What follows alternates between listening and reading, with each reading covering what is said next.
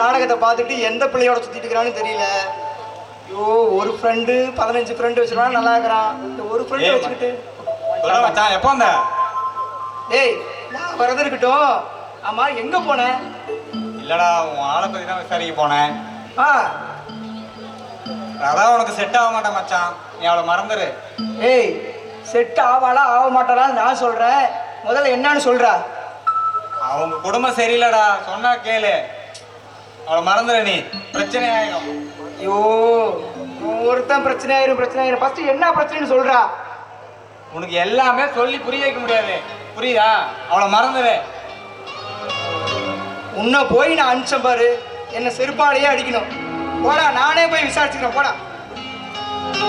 இவன் வேற ஒருத்தன், அவங்க அண்ணனை பத்தியும் அவங்க அப்பனை பத்தியும் தெரியாம போறான். என்ன நடக்குதோ?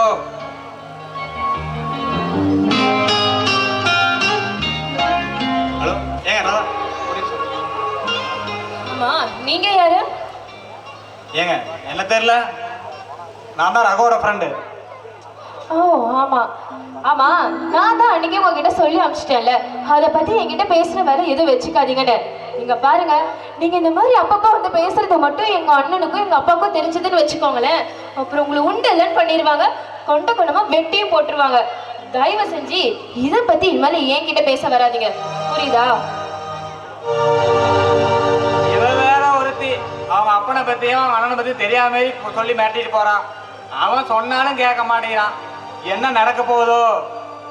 10-15 ஃப்ரெண்ட்ஸ் வச்சுக்கலாம், சந்தோஷமா இருக்கான். இவனை ஒருத்தனை வச்சுட்டு நான் படுற அவசியம். கடவுளே.